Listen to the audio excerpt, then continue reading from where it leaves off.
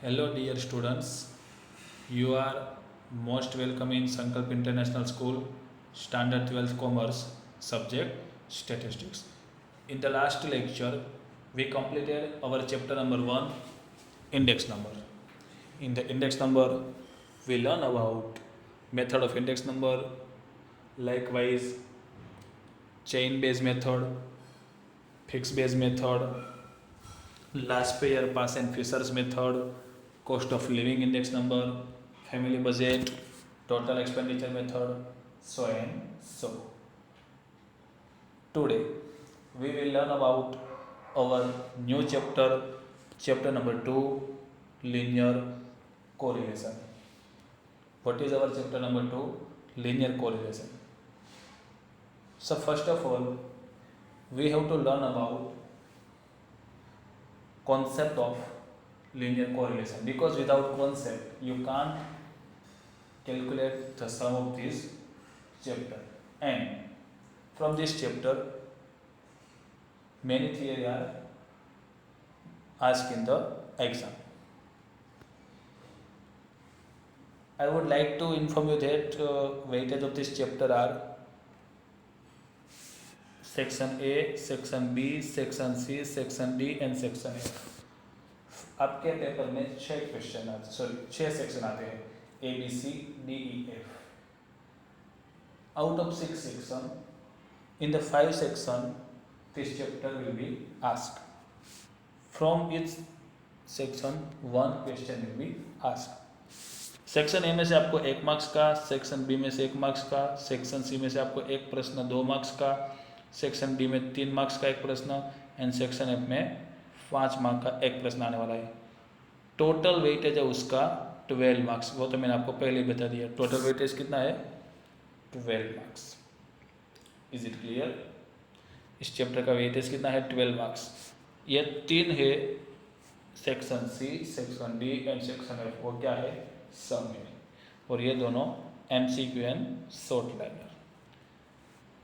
Today we will learn about what is correlation, what is type of correlation, and what is correlation coefficient. 3 question आज आपको मैं इस lecture में cover करवाऊंगा. तो ये तीनों के 3 क्वेश्चन एकदम मोस्ट इम्पोर्टेंट है from the view point of exam. So you have to give your full attention here. So first question is what is correlation.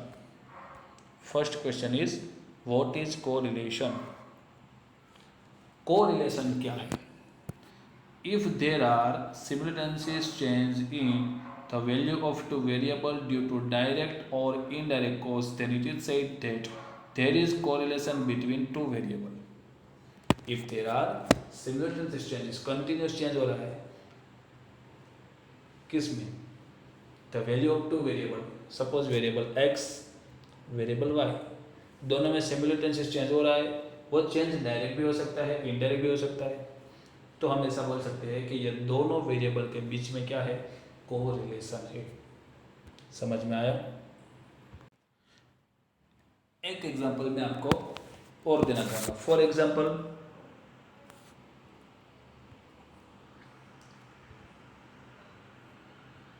Rain and crop. Rain and crop, there is direct relation between rain and crop. अगर rain ज़्यादा आएगा तो crop अच्छा होगा, अगर rain कम आएगा तो crop भी अच्छे से नहीं होगा. तो समझ लेते हैं कि ये रेन हमारा एक्स वेरिएबल है एंड क्रॉप क्या है? वाई वेरिएबल है. Y is dependent, X is independent. ये आपको याद रखना पड़ेगा. Y is dependent and X is independent. तो ये दोनों के बीच में क्या है? कोरिलेशन है. If rain increase then crop will also increase, and if rain decrease then crop will also decrease. Okay, चलो next.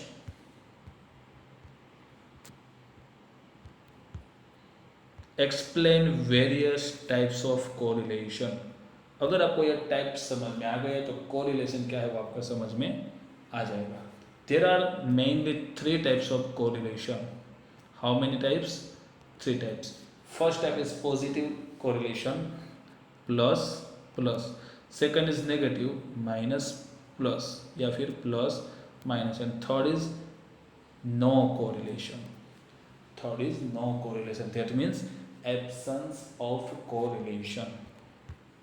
Let's see first type, positive correlation.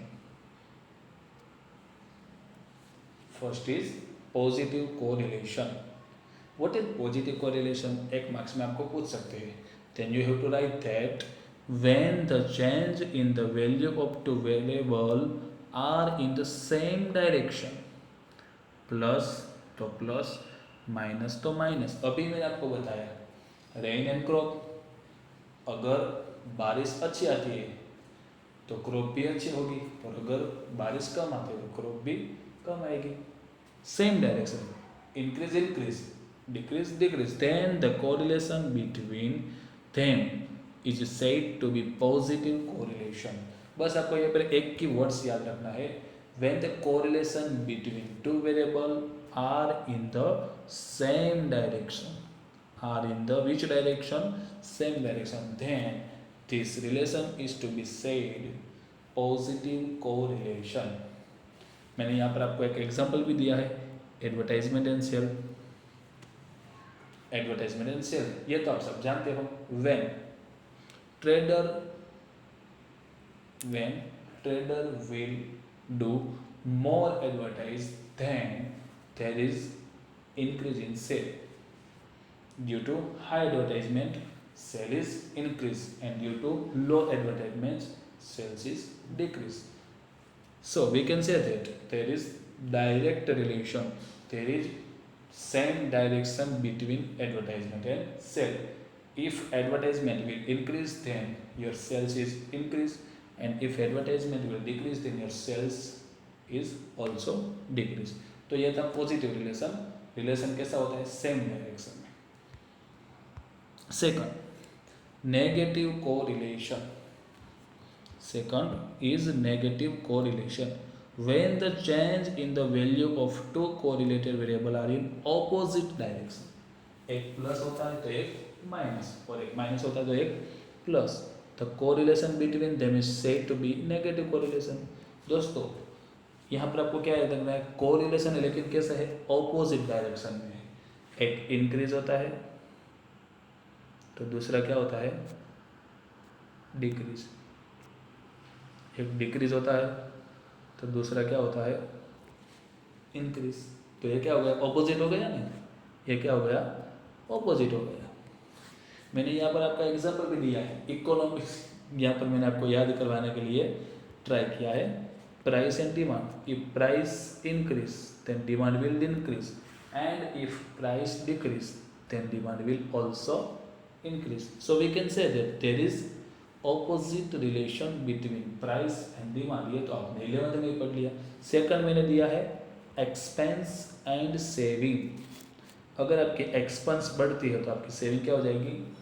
कम हो जाएगी. और अगर आपकी एक्सपेंस कम होती है तो आपकी सेविंग क्या हो जाएगी? ज़्यादा. तो ये है नेगेटिव कोरिलेशन. तो आपको याद क्या रखना है? पॉजिटिव कोरिलेशन में क्या होता है? कोरिलेशन होता है लेकिन सेम डायरेक्शन में. इंक्रीज तो इंक्रीज, डिक्रीज तो डिक्रीज. और नेगेटिव में क्या होता है? इंक्रीज तो डिक्रीज, डिक्रीज तो इंक्रीज. ठीक है. Last, absence of correlation. Correlation ही नहीं है. When the change in the value of variable x are not affected to the change in the value of variable y, then it is known as absence of correlation between two variable. एक variable में जो change होता है उसकी वजह से दूसरे variable में कोई फर्क नहीं पड़ता है. x में प्लस हो या माइनस, y में कोई चेंज ही नहीं होता है, तो उसको क्या बोलते हैं? Absence of correlation. Likewise, Gujarat में रेन होती है तो पंजाब में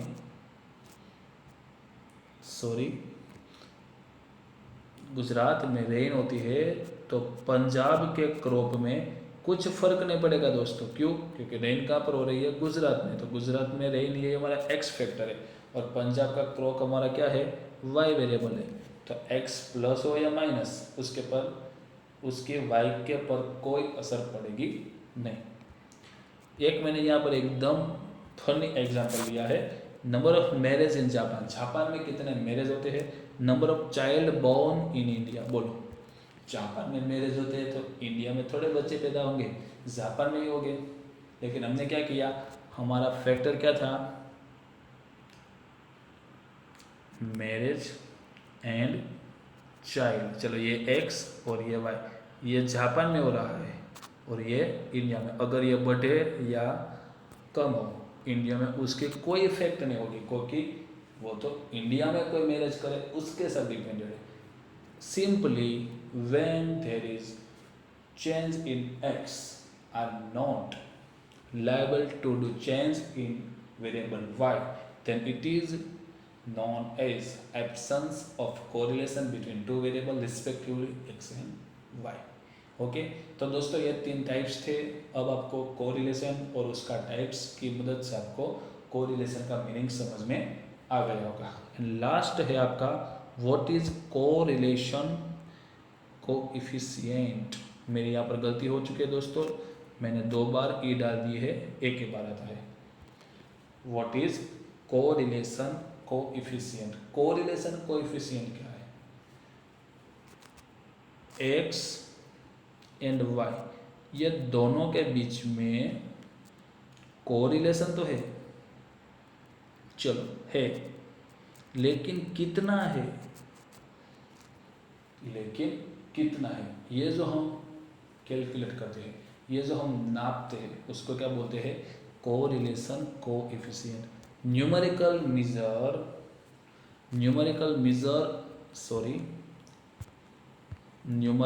measure of strength of a linear correlation between two variable के बीच में कितना कोरिलेशन है, उसको स्ट्रेंथ कितनी है, वो हम जो मेजर करते हैं उसको बोलते हैं correlation coefficient. What is correlation coefficient, numerical measure of the strength of a linear correlation between two variable is called the correlation coefficient। For example कि भाई चलो अगर रेन 100% आएगी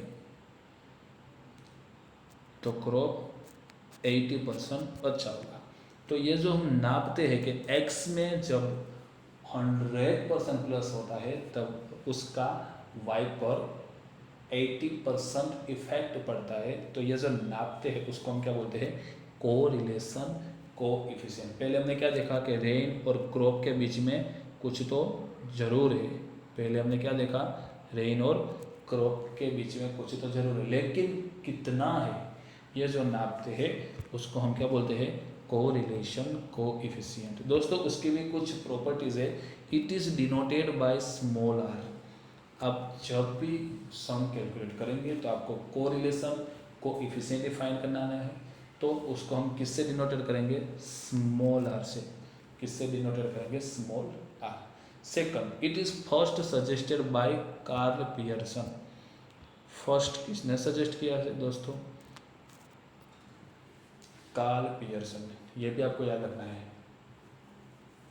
correlation coefficient was first suggested by Karl Pearson. And last, इसकी जो value है वो between -1 to +1 होती है, ये आपको ध्यान रखना है। 5 मार्क्स का आपका सम है, आपका सम का आंसर -1 से +1 के बीच में ही आना चाहिए। अगर उसके सिवा और कोई आंसर आता है, अगर उसके सिवा और कोई आंसर आता है तो आपका पूरा सम क्या हो जाएगा, गलत। तो दोस्तों ये 3 प्रॉपर्टीज है, denoted by small R, suggested by Karl Pearson, and उसकी वैल्यू जो है वो -1 से +1 के बीच में ही होनी चाहिए। किसकी, कोरिलेशन कोएफिशिएंट। तो दोस्तों आज के लेक्चर में हमने 3 क्वेश्चन सीखे। What is correlation, second what is types of correlation, there are 3 types of correlation, positive same direction, negative correlation opposite direction, absence of correlation no direction no relation, and third question what is correlation coefficient। तो x and y के बीच में correlation तो है, लेकिन कितना है, ये जो हम मेजर करते हैं उसको हम क्या बोलते हैं, कोरिलेशन कोएफिशिएंट। तो ये तीन क्वेश्चन दोस्तों आपको बुक में लिख देने हैं। नेक्स्ट लेक्चर से हम सम स्टार्ट करेंगे। There are 3 method to measure correlation. First is scatter diagram method, second one is Karl Pearson and third one is Spearman. उसमें से आपको स्पीयरमैन और कार्ल पियर्सन के सम आते हैं, स्कैटर डायग्राम आपको एग्जाम में नहीं पूछते हैं। तो उसके बारे में हम नेक्स्ट लेक्चर से डिस्कशन शुरू करेंगे। Thank you.